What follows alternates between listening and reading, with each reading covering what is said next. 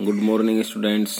आप सभी को हमारा जो लेसन चल रहा है बदलती हुई सांस्कृतिक परंपराएं, इसमें हमने देखा कि भाई यूरोप के अंदर जो सांस्कृतिक परंपराएं हैं वो किस प्रकार से बदली, उनमें क्या बदलाव आए, किस प्रकार से उनमें चेंजेस आए। तो इसमें सबसे पहले हमने देखा भाई नवजागरण। नवजागरण होता क्या है, नवजागरण का अर्थ क्या है। तो नवजागरण के अंदर यही था कि भाई दोबारा से किसी चीज का जागृत होना, या दोबारा से किसी चीज का पुनरुत्थान होना, या दोबारा से किसी चीज का अच्छे से बनना। अब इसमें हमने देखा कि भाई यूरोप के अंदर 14वीं से 17वीं शताब्दी यानी लगभग 300 सालों के अंदर काफी बड़े चेंज आए थे, काफी बड़े बदलाव आए थे। इसके बाद हमने जब देखा था कि भाई इटली के जो महानगर थे, और यूरोप में इसमें मुख्यतः किसका था, इटली का विवरण था। इटली के जो महानगर थे उनका पुनरुत्थान किस प्रकार से हुआ, ठीक है। और फिर उसमें नवजागरण जो है उसकी क्या क्या प्रमुख विशेषताएं हैं ये भी हमने देखा था। और आज जो हम पढ़ेंगे वह विश्वविद्यालय तथा मानववाद का प्रसार, यानी इटली के जितने भी जो नगर और महानगर थे उनमें विश्वविद्यालय और मानववाद जो प्रकृति था उसका प्रसार किस प्रकार से हुआ। यानी वहां पे जो लोग हैं वो ईश्वरीय प्रकृति को कम मान करके मानव को वास्तविक जीवन में ज्यादा मान रहे थे, और मानव से संबंधित सभी चीजों को ही वो, विकास से संबंधित जितनी भी चीजें थी उनकी स्थापना वहां पे हो रही थी। अब आता है यहाँ पे भाई नवजागरण का मानववाद से गहरा संबंध है। दूसरी ओर मानववाद और इटली में नव स्थापित विश्वविद्यालयों का आपस में संबंध है। 11वीं शताब्दी से पैदा हुई परिस्थितियों की समझ जरूरी है। यानी 11वीं शताब्दी से जो परिस्थितियां जो पैदा हुई थी वो हम समझेंगे। 14वीं से 17वीं शताब्दी का तो आगे उल्लेख आएगा इसमें, लेकिन जो चेंजमेंट जो था वहां जो मौसम चेंज हो रहा था, ठीक है, कृषि व्यवस्थाएं थी वो बढ़ गई थी, कृषक बढ़ गए थे। 11वीं शताब्दी में वहाँ मौसम में परिवर्तन आ गया था, जो ज़्यादा वहाँ बर्फ पड़ती थी वो कम हो गई, गर्मी पड़ने लग गई। तो जिन मुश्किल से 2 या 3 महीनों में जो बिना बर्फ के जो महीने होते थे, अब उनमें संख्या बढ़ गई थी भाई 6 से 7 महीने ऐसे हो गए थे। साल भर में आधे दिन बर्फ और आधे दिन गर्मी। तो इसमें देखिए इटली में विश्वविद्यालयों की स्थापना। यूरोप में सबसे पहले विश्वविद्यालय इटली के उभरते हुए नगरों में स्थापित हुए। 11वीं शताब्दी में पादुआ तथा बोलोनिया में विश्वविद्यालय स्थापित हुए। ये इसके 2 क्या हैं, शहर हैं, पादुआ और बोलोनिया। यहाँ पे विश्वविद्यालय बना दिए गए थे, यूनिवर्सिटीज। 11वीं और 15वीं शताब्दी में फ्लोरेंस तथा रोम में विश्वविद्यालय बने। इसके बाद इसके 2 और नगर थे बड़े, फ्लोरेंस और रोम, वहां पर भी ये विश्वविद्यालय बन गए थे। ये विश्वविद्यालय कानून की शिक्षा के केंद्र थे। यानी कानून की शिक्षा का केंद्र मतलब ये LLB कॉलेज थे, लॉ से संबंधित ज्यादा चीजें होती थी वहां पे। पहले उसमें क्या था भाई, साहित्यकार हैं जो शिल्पकार हैं उनको बढ़ावा दिया गया था, ठीक है। जो पुरानी जो कला साहित्य थी, ज्ञान प्रसार था पुस्तकों का, वो ज्यादा बढ़ाया गया था वहां पे। कहाँ पे, यूरोप के अंदर। अब इस कारण यह है कि व्यापार और वाणिज्यिक दृष्टि से प्रगति करते इन नगरों को वकीलों और लेखपालों की ज्यादा जरूरत थी, जो नियमों को लिखने, उनकी व्याख्या करने और समझने को तैयार करने का काम कर सकें। उल्लेखनीय है कि विश्वविद्यालयों में कानून के अध्ययन के साथ साथ एक नए शिक्षा कार्यक्रम का विकास हुआ जिसे मानववाद के नाम से जाना गया। अब देखो वहां पर क्या है कि इटली के जो नगर हैं, नगरों का बढ़ने का मुख्य कारण क्या था, व्यापार। वहां बिजनेस बढ़ रहा था, आर्थिक व्यवस्था सुदृढ़ हो रही थी, आपस में लोगों का झगड़ा ना हो, रुपयों से संबंधित, है ना, व्यापार से संबंधित। तो वहां किन की ज्यादा जरूरत थी, वकीलों की जरूरत थी भाई, केस कोर्ट कचहरियों में जाएं। और फिर उनके जो आर्थिक संबंधी जितनी भी चीजें हैं उनके लिए लेखपालों की जरूरत थी। तो ये सब चीजें करने के लिए वहां पर विश्वविद्यालय के अंदर कानून का अध्ययन का प्रसार किया गया। लेकिन इन सब के साथ साथ एक अन्य कार्यक्रम था जिसका ज्यादा प्रसार हुआ, वो क्या था, मानववाद यानी ह्यूमनिज्म। मानववाद जिस प्रकार समाजवाद, विकासवाद, ऐसे ही वहां मानववाद हुआ। अब मानववाद होता क्या है इसमें हम देखेंगे। ह्यूमनिज्म ये इसका अंग्रेजी का शब्द है, मानववाद का।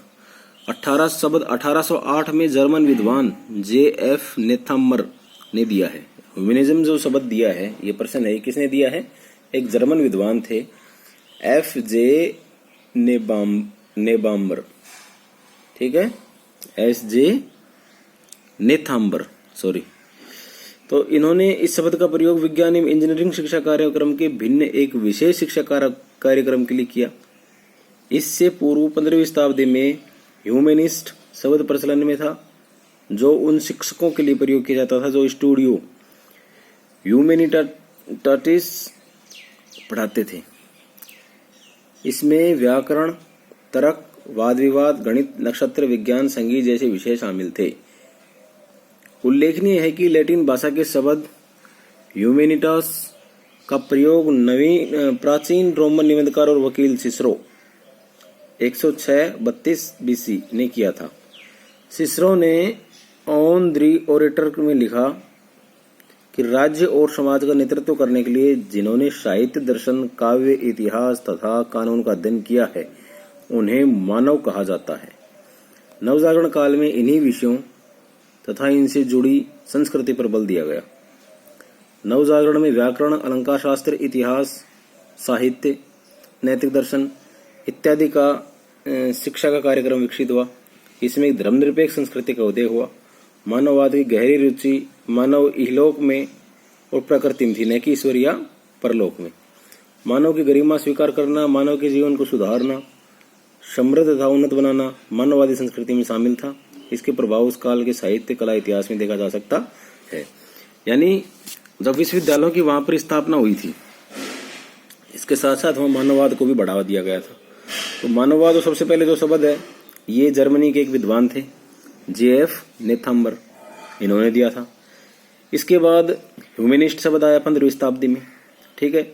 इसके बाद जो प्राचीन रोमन साहित्यकार थे, ठीक है, निबंधकार थे और वो एक वकील भी थे, सिसरो, उन्होंने उनकी किताब थी ऑन दी ओरेटर, उसमें ये लिखा था कि राज्य और समाज का नेतृत्व करने के लिए जिन्होंने साहित्य, दर्शन, काव्य, इतिहास तथा कानून का अध्ययन किया उसे मानव कहा जाता है। यानी मानव की ही उन्होंने परिभाषा दे दी थी, मानव के बाद ही मानववाद बनाया।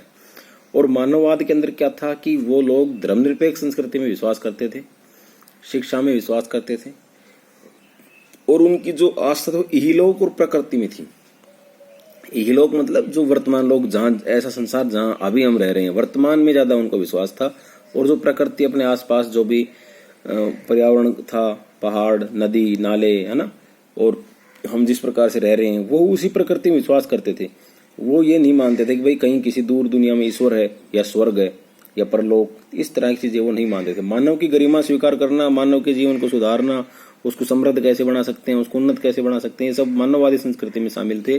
तो मानववाद का परिप्रेक्ष्य में यही है कि भाई मानव को किस प्रकार से बढ़ावा दिया जाए, कैसे उसका विकास हो, कैसे उसको उन्नत बनाया जाए, ये सब मानववाद की प्रकृति में ही था। अब है मानववाद का प्रसार।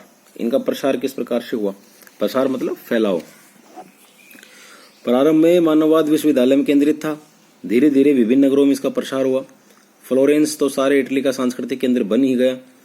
प्रसिद्ध चित्रकार, मूर्तिकार, साहित्यकार और वास्तुविद यहाँ प्रतिभाशाली युवकों को शिक्षण प्रदान करते थे और रोम, वेनिस, मिलान में भी महान कलाकारों के लिए व्याख्यात थे। यानी पहले जो मानववाद एक यूनिवर्सिटी में था, एक विश्वविद्यालय में था, अब वो धीरे धीरे छोटे नगरों में फैल गया, है ना।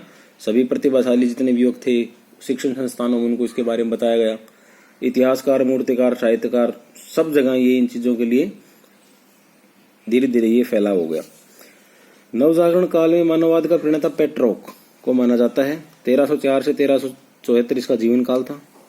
उनके शिष्य व साथी बोकासियो ने भी इसमें योगदान दिया। किसमें? मानववाद में। रोटेरडेम वाली इरेगरा में सुप्रसिद्ध मानवतावादी था। मानवतावादी से प्रभावित होकर शासन व धनी लोग इसे अपने यहाँ बुलाकर सम्मान व ज्ञान महसूस करते थे और वस्तुतः मानववादी या रेनेसां में नगरों की पहचान तक बन गए थे। ज्ञात और रेनेसां उस व्यक्ति के लिए प्रयोग किया जाता था जिसकी अनेक रुचियां होती थी, जिसका व्यक्तित्व बहुआयामी होता था, अर्थात उसे अनेक क्षेत्रों में महारत हासिल होती। जैसे लियोनार्डो दा विंची एक चित्रकार, वैज्ञानिक, इंजीनियर, आविष्कार, वास्तुविद, मूर्तिकार और संगीतज्ञ, कवि इत्यादि थे। अब इसका मतलब यही है कि भाई मानववाद के अंदर मानव का मतलब ये है कि भाई मानव ज्यादा से ज्यादा चीजों को सीखे, एक से ज्यादा उसमें कलाएं हों। जो ऐसे लोग थे उनको मानववाद का प्रवर्तक माना गया था। उनको अपने यहाँ पर ये बुलाते थे, उनको ही अपने यहाँ पे लोगों को प्रेरित करने के लिए बुलाते थे। ऐसे एक उदाहरण दिया गया था, भाई एक चित्रकार थे लियोनार्डो दा विंची, ये उनका नाम है।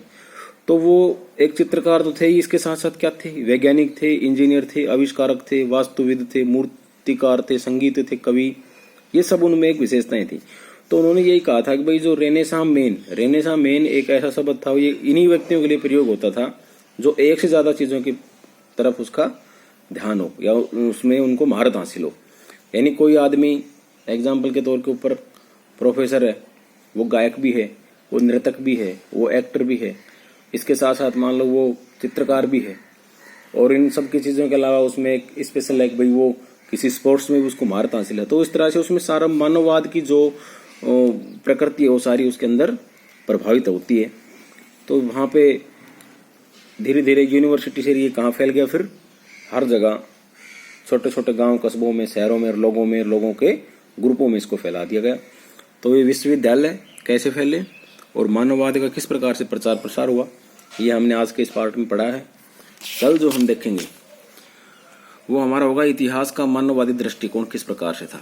ये सब जो हम किस में पढ़ रहे हैं कि भाई जो बदलती हुई जो सांस्कृतिक परंपराएं थी यूरोप में, वो अपने आप में किस प्रकार से बदली थी, इन सब चीजों को लेकर पढ़ रहे हैं।